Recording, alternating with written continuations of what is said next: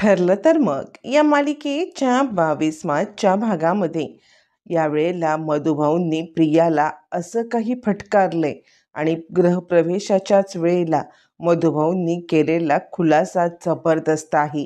आणि हो, हे स्वप्नात नाही तर सत्यात घडलेलं आहे. प्रियाने एंट्री करता करता तिच्या गळ्यातलं लॉकेट लपवलंय, कारण तिच्या धास्तीने की मधुभाऊंनी हे लॉकेट पाहिलं तर आता हे लॉकेट लहानपणी सायलीच्या गळ्यात होतं, आपल्या नाही. ही भीती ज्या वेळेला प्रियाला सतावते त्याच वेळेला मधुभाऊंनी सायलीची बाजू घेऊन प्रियाला असं काही फटकारले आणि सगळ्या सुभेदारांच्या समोर प्रियाचा काय पर्दाफाश केलाय सगळं आता इकडे सायलीला सगळ्यात मोठं आश्चर्य वाटत असतं की प्रतिमात्याने माझ्यापासून गोष्टी लपवल्या. आणि मग त्यावेळेला सायली म्हणायला लागते, प्रतिमात्या, तुम्ही मला मुलगी मानता ना? तुम्ही सुद्धा माझ्यापासून गोष्टी लपवल्यात का?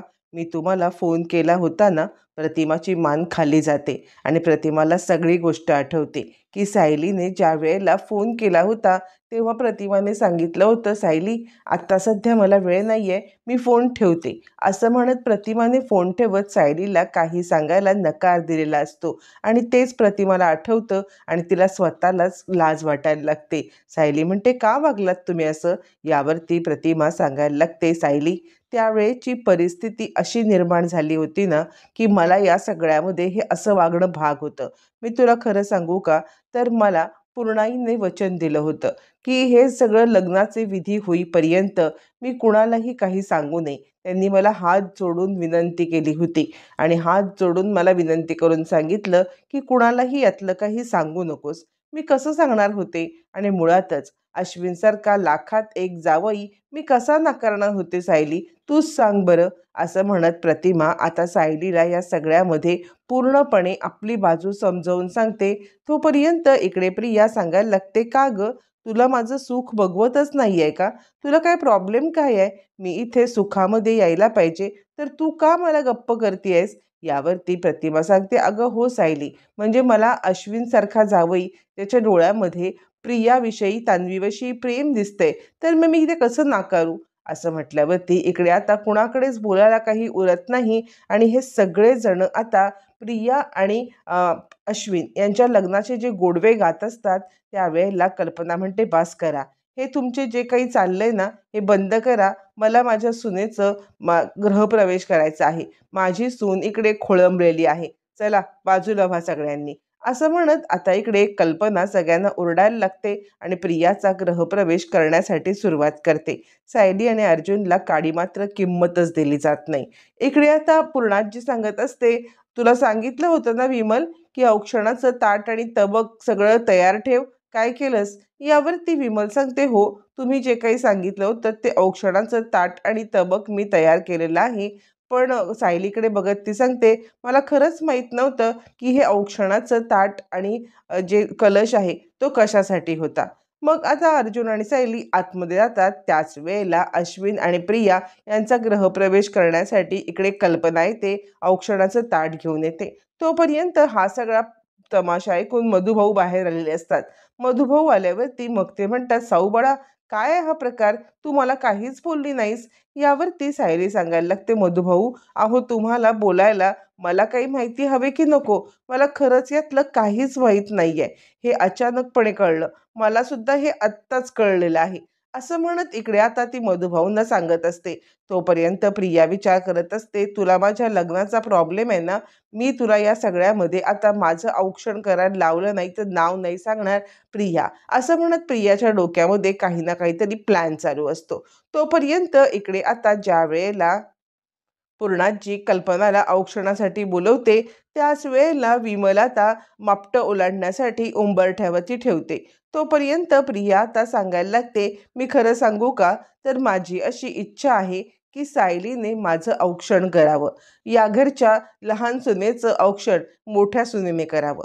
असं म्हणत प्रिया आता उगाचच बॉम्ब फोडते जेणेकरून सगळ्यांना तिचा चांगुलपणा कळावा. आणि त्यावरती मग आता प्रतिमाला पण आश्चर्य वाटतं. पूर्णाजी म्हणायला लागते, तन्वी, काय बोलतेस तू? यावरती कल्पना म्हणते, मुळातच तिला आम्ही या घरची सून मानत नाही, तर तू का हे सगळं करतेयस? यावरती प्रिया सांगते, कसं आहे कल्पना मामी, अगं तुम्ही हिला सून मानत नसलात तरीसुद्धा ती या घरची सून आहे, माझी मोठी जाऊ आहे आणि मला घरामध्ये येताना कोणत्याही प्रकारची नाती तोडून घरात यायचं नाही आहे, तर नाती जोडून घरात यायचं आहे. सायलीला माहिती असतं हा सगळा सगळा आता प्रियाचं नाटकाचा प्रकार चालू आहे. प्रिया या सगळ्यामध्ये नाटक करून मुद्दामच हे करण्याचा प्रयत्न करते, जेणेकरून आपल्याला कमीपणा द्यावा. प्रिया म्हणते, मी या घरामध्ये नव्याने गृहप्रवेश करते आणि आहेत ती नाती टिकवून ठेवणं चांगलं असं मला वाटतं. यावरती आता इकडे पूर्णाजी बोलते, बघितलंस ना कल्पना, अगं आपल्या सुनेचं मन किती मोठं आहे. या घरात येत असताना ती या सगळ्यामध्ये फक्त आणि फक्त या घराच्या भल्याचा विचार करते.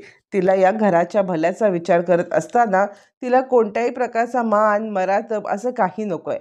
यावरती अर्जुन चिडतो, बस झाली तुझी ही नाटकं सगळी तन्वी. अगं तू हे सगळं मुद्दाम करतेयस ना, म्हणजे ज्याच्यामुळे आता सायलींना त्रास व्हावा यासाठी हे करतेयस ना.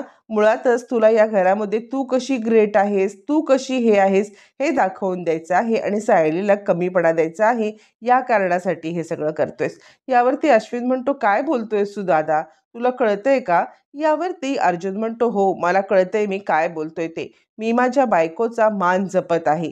असं म्हणत अर्जुन ठामपणे सायलीच्या बाजूने उभा राहतो आणि मग अर्जुन म्हणायला लागतो, ठीक आहे, जर का तुम्हाला सगळ्यांना असं वाटतंय ना की माझ्या बायकोने हिचं औक्षण करावं, तर तुम्ही मुळातच तिला जे सून न मानण्याचं हे करताय ना, ते पहिलं बंद करायला पाहिजे. सगळ्यांनी तिला जर का सून म्हणून दर्जा दिला तर आणि तरच ती या सगळ्यामध्ये तन्वीचं औक्षण करून तिला आतमध्ये घेईल. यावरती प्रिया सांगायला लागते, अर्जुन अरे नात्यांमध्ये अशा अटी ठेवायच्या नसतात. त्यावरती मग आता मधुभाऊ चिडतात. मधुभाऊ म्हणतात, तन्वी तू काय वागतेस, काय करतेस, तुला कळतंय का? अगं वेड्यासारखं आततायीपणा करून नको ती सिच्युएशन ओढवून घेऊ नको, असं म्हणत मधुभाऊ प्रियाला चांगलेच फटकारतात. त्यावरती प्रिया म्हणते, मधुभाऊ अहो असं काय करताय, यात सुद्धा माझीच चूक आहे का? जर मी नाती जोडण्याचा प्रयत्न करत आहे तरी सुद्धा चूक माझीच, दरवेळेला माझी चूक, तुम्हाला सायलीची चूक कधी दिसतच नाही, असं म्हणत प्रिया या सगळ्यामध्ये मधुभाऊंशी सुद्धा आता वाद घालायला लागते. अर्जुन म्हणतो, मी सांगितल्याप्रमाणे जर का सगळ्यांनी सायलीचा स्वीकार केला तर आणि तरच या सिच्युएशनमध्ये मी सायलीला हे औक्षण करायला सांगेन. यावरती मग आता इकडे सायली म्हणायला लागते, नाही अर्जुन सर, नाती आहेत ना ही जबरदस्तीने कुणालाही स्वीकारायला लावू शकत नाही आपण. या सगळ्यामध्ये ना नाती ही आपोआप जोडली जातात आणि नाती ही प्रेमाने जोडली जातात. त्यामुळे मला नाही वाटत की आपण अशी जोर जबरदस्ती करून कोणतंही नातं जोडायला लावूया. मला काय वाटतं, जर का तिला वाटत आहे ना की मी तिचं औक्षण करावं, तर या घरासाठी मी औक्षण करायला तयार आहे. मुळातच या घरावरून मी माझा जीव ओवाळून टाकायला तयार आहे. तर हिच्यावरून भाकर तुकडा ओवाळणं हे माझ्यासाठी काही कठीण काम आहे का? नाही ना. तर मी हे काम करणार. असं म्हणत सायलीने या सगळ्यामध्ये पुढाकार घेत आता प्रियाचं औक्षण करण्याचा निर्णय घेतलेला आणि ती प्रियाचं औक्षण करण्यासाठी येते आणि ती प्रियाला सांगायला लागते, हे सगळं सगळं फक्त मी माझ्या घरासाठी करते. आणि प्रिया विचार करत असते, सायली तुला काय वाटलं, मी ज्या वेळेला या घरात येईन तेव्हा तुला आनंद झालेला नसताना सुद्धा माझं औक्षण करून तुला तुझ्या मनाच्या विरुद्ध आत घ्यायला लावणं हेच माझ्यासाठी तुझी शिक्षा दिल्यासारखं आहे आणि तेच मी करते. प्रिया फक्त हे सूडबुद्धीने करत असते, पण हे बाकी कुणाला समजतच नसतं, बाकी कुणाला कळतच नसतं की हे तिचं सूडबुद्धीचं आहे म्हणून. पण प्रियाची ही नाटकं बरोबर सायली, मधुभाऊ, अर्जुन या तिघांनी ओळखलेली असतात. मग आता सायली दोघांचं औक्षण करते, भाकर तुकडा ओवाळून टाकते, मापटं ओलांडून तिला आता आत येण्यासाठी सांगते. पण त्याच वेळेला इकडे आता कल्पना म्हणते, थांब तन्वी, तुला उखाणा घेतल्याशिवाय इकडे येता येणार नाहीये. यावरती विमल सांगते, पण कल्पना वहिनी, अहो उखाणा तर जिने आरती केली ती आणि जिने आरती करून घेतली ती या दोघींनी घ्यायचा असतो ना. यावरती मग पूर्णाजी म्हणते, हो विमल अगदी बरोबर बोललेली आहे कल्पना, दोघींना सुद्धा उखाणा घ्यायला लागणार आहे. असं पूर्णाजीने म्हटल्यावरती मग आता या सगळ्यामध्ये प्रियाला उखाणा घ्यायला सांगितला जातो आणि प्रिया आता उखाणा घेते. खूप झाले कष्ट, खूप झाली मेहनत, कधीतरी मिळणार विजय, कधीतरी लागली धाप आणि उंबरठ्यावरचं ओलांडून माप येते अश्विनरावांच्या घरात, असं म्हणत ती काहीतरी उखाणा घेते. सगळेजण काय जोराजोरात टाळ्या वाजवायला लागतात. त्यावरती विमल सांगते, सायलीताई आता तुम्ही उखाणा घ्यायचा आहे. मग सायली सुद्धा आता उखाणा घ्यायला लागते. सायली उखाणा घते, येऊ दे वादळ, येऊ दे वणवा, येऊ दे संकट, कितीही मिळू दे शिक्षा, अर्जुनरावांच्या साथीने मी करणार या घराची रक्षा. असं म्हणत सायली सुद्धा जबरदस्त प्रियाच्या तोडीला तोड उखाणा घेते. आणि उखाणा घेऊन झाल्यावरती मग कल्पना औक्षण करते आणि त्या दोघांना आत घेते. ते दोघं जण आतमध्ये येतात. अर्जुन, सायली आणि मधुभाऊ हे तिघं जण दाराच्या इथेच थांबतात. आणि दाराच्या इथे थांबून मधुभाऊ आता सायलीला या सगळ्यामध्ये धीर देत असतात की बाळा, हा जो काही प्रकार घडलाय ना, या सगळ्यामध्ये मी तुझ्या सोबत आहे. काही झालं तरीसुद्धा अनेक वादळं आणि अनेक संकट येतील, पण तुला धैर्याने सामना करायचा आहे म्हणजे आहे. असं म्हणत इकडे आता मधुभाऊ सायलीची साथ देत असतात. त्यानंतर मग आता इकडे प्रिया येते आणि प्रिया सांगायला लागते, कल्पना मामी. त्यावरती मग आता पूर्णाजी म्हणायला लागते, आता ती तुझी मामी वगैरे नाही आहे, हां, आता ती तुझी सासू झालेली आहे. यावरती प्रिया म्हणते, हो ना, पण आईसारखी प्रेमळ सासू मिळायला खूप मोठं भाग्य लागतं आणि ते भाग्य फार कमी लोकांना मिळतं आणि ते भाग्य मला सुद्धा मिळालेलं आहे. त्यावरती मग आता सायली म्हणते, तू विसरू नकोस प्रिया, हे भाग्य तुझ्या आधी मला मिळालेलं आहे. माझ्यासाठी आता आई ह्या माझ्या सासू नसून आईसारख्या होत्या. यावरती प्रिया म्हणते, हो ना, मी कुठे काही नाही म्हणते. यावरती कल्पना मात्र आता सायलीला काही सपोर्ट करत नाहीये आणि आता त्याच वेळेला ती सांगायला लागते, चला चला आपण आता अंगठी काढायचा कार्यक्रम करायचा आहे. पूर्णाई म्हणते, चला आपण सगळ्यांनी अंगठी काढायचा कार्यक्रम करू. त्यावरती कल्पना म्हणते, हो हो, चला चला आपण सगळ्यांनी अंगठी काढायचा कार्यक्रम करूया. असं म्हटल्यावरती आता इकडे कल्पना अंगठी काढण्याचा कार्यक्रमाची सगळी तयारी करते आणि त्याच वेळेला अर्जुन सांगायला लागतो, चला आपण इथे अजिबात थांबायचं नाही. ज्या गोष्टी आपल्याला पटत नाहीत त्या गोष्टी आपण इथे करायला मुळातच थांबायचं नाही. चला, इथे आपल्याला अजिबात थांबायचं नाही. असं म्हणत अर्जुन आणि सायली तिकडून निघून जातात आणि आता हा जो विधी असतो तो करायचा अजूनही बाकी असतो. मग आता इकडे विमल सांगायला लागते, पण कल्पना वहिनी, हा विधी घरच्यांच्या सगळ्यांच्या सोबतीने करायचा असतो ना, पण अर्जुन दादा आणि सायली वहिनी हे दोघं जण तर इकडे नाहीच आहेत ना. यावरती कल्पना सांगायला लागते, विमल राहू दे, काही फरक पडत नाहीये. अश्विनचे बाबा आहेत का इकडे? ते सुद्धा कामानिमित्त गेलेले आहेतच ना.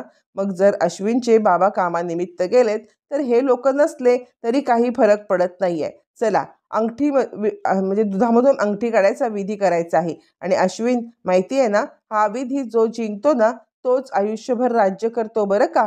असं म्हटल्यावर ती अश्विन म्हणतो, असं असेल तर हे न मीच काम करणार, मीच या सगळ्यामध्ये आता हे अंगठी काढणार म्हणजे काढणार. असं म्हणत अश्विन आता अंगठी काढण्यासाठी लगेचच उत्सुक असतो. तोपर्यंत इकडे आता प्रतिमा सांगायला लागते, चालू दे, तुमचे सगळे विधी चालू दे, मी आता निघते. यावरती पूर्णाजी म्हणते, असं काय करतेस प्रतिमा? अगं हा विधी पूर्ण कर, लेकीचे सगळे विधी पूर्ण करून जा ना. यावरती मग आता सांगायला लागते कल्पना, म्हणजे कसं आहे, घरामध्ये कुणालाच माहीत नाही आहे ना की हा लग्न झालंय म्हणून किंवा हा सोहळा झालेला आहे म्हणून. त्यामुळे मला नाही वाटत की मी इथे फार काळ थांबणं योग्य आहे. मी आत्ताच्या आत्ता इथून निघते, कारण घरीसुद्धा मला आता जायला हवे. घरच्यांना बऱ्याच गोष्टी सांगायच्या सुद्धा आहेत. यावरती मग आता प्रिया सांगते, आई तू चाललीस? खरं सांगू का, तर या लग्नामध्ये तू मला जो काही सपोर्ट केलास ना तो मी कधी कधी विसरू शकणार नाहीये. काहीही झालं ना तरी आई, तुझा सपोर्ट हा असाच मला राहू दे. असं म्हटल्यावरती मग आता इकडे प्रिया प्रतिमा तिला सांगायला लागते, बाळा तू या घराची आता सून आहेस. तुझ्यावरती अनेक जबाबदाऱ्या आणि अनेक आता हे आहेत, तर ते तू व्यवस्थितपणे पार पाड. आणि मुळातच तुझा जो काही स्वभाव आहे ना तापट, तो तापट स्वभाव बंद कर. असं म्हणत आता एक एक करत प्रियाची पोलखोल प्रतिमा करायला लागलेली असते. प्रतिमा सांगायला लागते, तुला अचानकपणे राग येतो आणि हा राग आल्यावरती तुझ्यावरती कंट्रोल राहत नाहीये आणि त्यामुळे त्यामुळे तू या सगळ्यामध्ये स्वतःवरती कंट्रोल ठेव. तुझ्यामुळे कुटुंबावरती कोणतंही संकट येणार नाही, तुझ्यामुळे कुटुंबाला कोणत्याही प्रकारे मान खाली घालायला लागणार नाही, याची तू काळजी घेशील, असं म्हणत प्रतिमा या सगळ्यामध्ये प्रियाला आता चांगलंच सुनावत असते. प्रिया विचार करत असते, अरे बापरे, ही तर माझी सगळी पोलखोलच करायला निघालेली आहे. तोपर्यंत इकडे आता सांगायला लागतो अश्विन, प्रतिमा त्या तू बिलकुल काळजी करू नकोस, तुझ्या मुलीची काळजी करू नकोस. जोपर्यंत मी इथे आहे ना, तुझ्या मुलीची व्यवस्थितरित्या काळजी घेईन. खरंच तिला या घरात परकं वाटू देणार नाहीये. तुझ्यासारखंच मी तुझ्या मुलीला जपेन. यावरती मग आता प्रतिमा म्हणायला लागते, अश्विन तुझ्यावरती तर मला बिलकुल शंका नाहीये. तू या सगळ्यामध्ये माझ्या मुलीची अचूकरित्या काळजी घेशील याची मला पुरेपूर खात्री आहे. असं म्हणत तिला आता अश्विनवरती विश्वास असतो, पण तिला विश्वास नसतो तो म्हणजे इकडे प्रियावरती. मग ती प्रियाला म्हणते, हे बघ, या घरामध्ये तू नाती जोडण्यासाठी आलेली आहेस, तर या घरातली नाती जोडत असताना तू या घरामध्ये कलह तंटे या गोष्टी होणार नाहीत याची पुरेपूर काळजी घेशील. या घरामध्ये तुझ्यामुळे कोणत्याही भांडणाला वाव मिळणार नाही. कोणतंही भांडण या सगळ्यामध्ये आता पेटून उठणार नाही याची तू काळजी घे. कोणालाही तुझ्यामुळे त्रास व्हायला नको. प्रिया विचार करते, अगं बास्कर अर्ध्या डोक्याच्या बाई, अगं किती बडबड बडबड करशील, मला या सगळ्यामध्ये तुझी ही बडबड ऐकायची नाहीये, निघ आता इथून. असं म्हटल्यावरती प्रिया म्हणते, हो आई, तू काही काळजी करू नकोस, पण तुझ्या त्या गोळ्या आहेत त्या. प्रिया मुद्दाम तो विषय काढते आणि प्रिया सांगते, हल्ली तुला बऱ्याचशा गोष्टी विसरायला होतात ना, तू बऱ्याचशा गोष्टी विसरतेस ना, त्यामुळे मी तुला काय सांगते ते ऐक. तू ना आता गोष्टी विसरू नको, वेळच्या वेळी गोळ्या घे, कारण तुला हल्ली काही आठवत नाहीये. असं म्हणत प्रिया मुद्दाम प्रतिमाला डिमोटिवेट करते आणि या सगळ्यामध्ये प्रतिमाला तू कशी वेडी आहेस हे सांगण्याचा प्रयत्न करते. आणि आई, कोणत्याही प्रकारची हलगर्जी करू नकोस हा. यावरती प्रतिमा सांगायला लागते, तू माझी चिंता करू नकोस.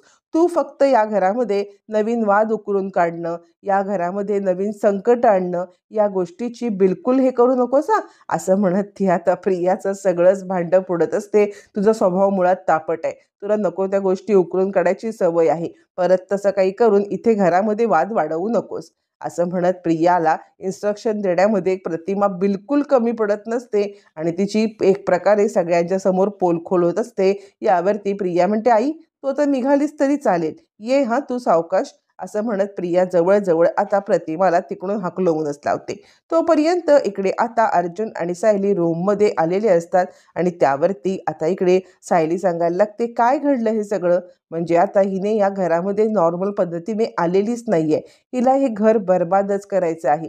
हिला या सगळ्यामध्ये आता आपल्याला वाट लावण्यासाठीच ही इकडे आलेली आहे. यावरती अर्जुन म्हणतो, तिचा हेतूच काय असणार आहे दुसरा, पण या घरच्यांनी आपल्यापासून सत्य लपवून अश्विनच्या पायावरती धोंडा मारलाय. यावरती सायली म्हणते, किती काही झालं तरी माझ्या घराचं रक्षण करण्यासाठी मला सज्ज झालंच पाहिजे. असं म्हणत सायली सुद्धा आता या सगळ्यामध्ये सज्ज झालेली असते. त्याच वेळेला प्रिया म्हणते, आई आई तू आत्ता आलीस तरी चालेल आणि तू इथली काळजी करू नकोस, इथे ना मी अगदी आनंदात आहे आणि या सगळ्यामध्ये तू माझी चिंता न करता ये आता बरं. असं म्हणत मग आता प्रतिमा सगळ्यांचा निरोप घेऊन निघते. इकडे अश्विन सांगायला लागतो, की प्रतिमा त्या असती तर बरी झाली असती ना, तुला मजा आली असती. यावरती प्रिया म्हणते, असं कसं, यापुढे इथले विधी फक्त इथल्या माणसांसाठीच होणार आहेत ना, प्रत्येक वेळेला म्हणजे प्रत्येक वेळेला माझ्या काही माहेरची माणसं येणार नाहीत ना, त्यामुळे मला काही वाईट वाटत नाहीये. चला आपण आता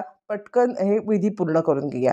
तिला मुळातच काही फरक पडत नसतो प्रतिमा असली काय आणि प्रतिमा नसली काय. इकडे अर्जुन आणि सायली हे दोघं जण आपल्या रूममध्ये बोलत असताना प्रतिमाच्या मनामध्ये गिल्ट असते, की आपण अर्जुन सायलीपासून सत्य लपवलं, म्हणून आता त्यांच्याशी बोलण्यासाठी ती रूममध्ये येते, दार वाजवते आणि आता ती सांगायला लागते, सायली, अर्जुन तुम्ही माझ्यावरती चिडला आहात ना, की मी तुम्हाला सत्य नाही सांगितलं, पण माझ्याकडे दुसरा कोणता पर्याय नव्हता रे. पूर्णाजीने माझ्याकडून व्रत घेतलं होतं, वचन घेतलं होतं आणि माझ्यासमोर हात जोडून ती उभी होती आणि आता त्यामुळे मला हे सगळं काही करता नाही आलं. तुम्ही दोघं जण मला माफ कराल ना. तुम्ही अर्जुन, तू तू माझ्यावरती रागवलंयस ना. असं म्हटल्यावरती अर्जुन म्हणतो, नाही ग प्रतिमा त्या, मी तुझ्यावरती का रागवेन, असं काही नाही आहे माझ्या मनामध्ये. फक्त जे काही झालं ना ते आमच्यापासून लपवून ठेवलं, याचं आम्हाला वाईट वाटणं साहजिक आहे ना. प्रतिमा म्हणते, हो तुम्हाला या गोष्टीचं वाईट वाटणं अगदीच साहजिक आहे. यावरती मग आता इकडे ती सांगायला लागते, पण मी विचार केला की अश्विन हा एक लाखात एक मुलगा आहे. तो तन्वीला खूप खुश ठेवेल आणि मुळात अजून दुसरा मी काय विचार केला माहिती आहे का? जर का तन्वी या घरामध्ये तुझी वहिनी बनून आली ना, तर कदाचित ती या सगळ्यामध्ये तुमच्या संसारात लुडबुडसुद्धा करणार नाही. हाच एक प्रामाणिक विचार करून मी हे सगळं केलं. असं म्हटल्यावरती आता इकडे ती सांगायला लागते, मला काय वाटतं माहिती आहे का? तन्वी आहे आतताई. ती करते म्हणजे ती संताप करते, ती हे करते. पण मला काय वाटतं अश्विनचा जो समजूतदारपणा आहे ना, तो तिच्या या संतापाला बदलून टाकेल आणि त्यांचा बॅलन्स होईल. म्हणून या गोष्टीसाठी मला आता आनंद आहे, की ती या घरामध्ये येऊन जरी ती अश्विनची बायको म्हणून आली असल्यामुळे तुमच्या संसारातली लुडबुड थांबेल, ही गोष्ट मात्र 100% असं प्रतिमाला वाटत असतं. आणि खरंच तुम्ही हे सगळं विसरून मला माफ केलंत त्यासाठी थँक यावरती सायली म्हणते, प्रतिमा त्या तुम्ही असे आभार वगैरे मानू नका. आमचा तुमच्यावरती रागसुद्धा नाही आहे. प्रतिमा म्हणते, चला येऊ मग मी. रविराजसुद्धा घरी येणार आहेत. मला घरी जायला पाहिजे. असं म्हणत मग आता प्रतिमा घरी निघून गेल्यावरती इकडे आता अर्जुन म्हणतो, काय माहिती प्रतिमा त्याला की ही तन्वी कधीच सुधारणार नाही आहे ती. या तन्वीच्या बाबतीतली नाटकं प्रतिमा त्याला खरंच माहीत नाही आहेत. तिला खूप असं वाटतंय की ही मुलगी साधी आहे, सोपी आहे आणि इतकं इनोसंट कोण असतं? मी या जगामध्ये खरं सांगायचं तर इतकी इनोसंट बघितली माणसं म्हणजे ती 2च. तुम्ही आणि प्रतिमा आत्या. तुमच्या दोघींच्या मनातच फक्त इतका इनोसन्स असतो. पण प्रतिमा आत्याला माहीत नाही आहे. प्रिया इथे आलेली आहे ती म्हणजे या घराची वाट लावायला.